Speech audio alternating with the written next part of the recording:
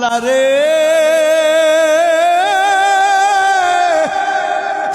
এই গুনাহগুলি নিয়া তোমার দরবারে কেমন করে হাজির হব আল্লাহ, বড় ভয় লাগে,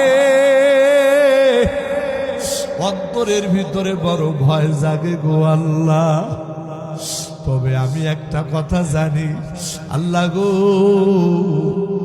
মানুষ যতই গুনাহ করুক না কেন, মানুষের এই গুনার শেষেও তো তোমার রহমত আছে গো আল্লাহ। আল্লাহ আমি শুনেছি মানুষের গুনাহ যতই বড় হোক না কেন আল্লাহ, মানুষের গুনাহ থেকেও নাকি তোমার রহমতের দরিয়া আরো বিশাল। ওগো মালিক, জীবনে তোমার সিজদা দেই না, জীবনে তোমার ইবাদত বন্দেগি করি না আল্লাহ, বলতে বড় লজ্জা লাগে, কিন্তু তুমি ছাড়া তো আমার আর কেউ নাই গো আল্লাহ। আল্লাহ এই নাফরমান বান্দার প্রতি তুমি একটু দয়া করো না। এই কথা বলিয়া ওই যুবক ভাইটা কান্নাকাটি করে। ওই মা জননী সন্তানের এই বেহাল দশা দেখে মাও কান্নাকাটি করে। একটু পরে যুবক মায়ের হাতটা চাপিয়া ধরিয়া মাকে ডাক দিয়া বলে, মা আমি তোমারে দুইটা কথা বলবো। এক নাম্বার কথা হলো গো মা, এই দুনিয়ার থেকে আমার হায়াত যেই কোনো সময় শেষ হয়ে যাবে, যেই কোনো সময় আমি হয়তো বা দুনিয়া থেকে বিদায় নিয়ে যাব। মা গো মা, দুনিয়াতে মানুষ মারা গেলে কোন মুসলমানের কবরস্থানে দাফন করা হয়।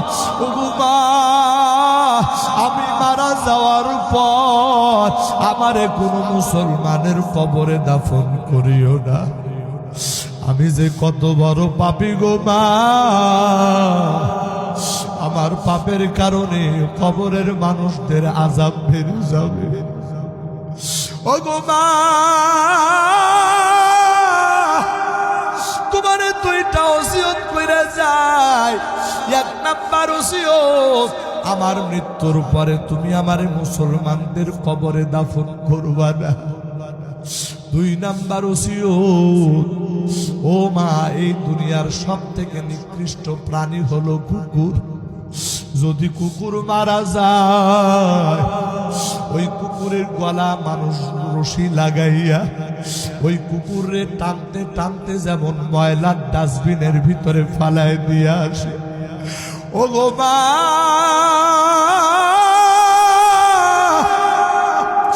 আমি তো ওই কুকুর থেকেও জঘন্য রে মা, ওই নিকৃষ্ট প্রাণী থেকেও আমি আরো জঘন্য গো মা। আমার মৃত্যুর পরে আমার গলার ভিতরে রশি টানায়া ওই নিকৃষ্ট প্রাণী কুকুরের মতো টানতে টানতে নিয়ে যাইবা। এলাকার ভিতরে সব থেকে ময়লার বড় ডাস্টবিনের জায়গা, ওই ময়লার ডাস্টবিনের ভিতরে তুমি আমারে ফালাইয়া দিয়া দিবা। আমার প্রাণের ভাইয়েরা, একজন মা সন্তানের মুখের এই কথা শুনিয়া মা বরদাস্ত করতে পারে না, আল্লাহরে ডাক দিয়া বলে, আল্লাহ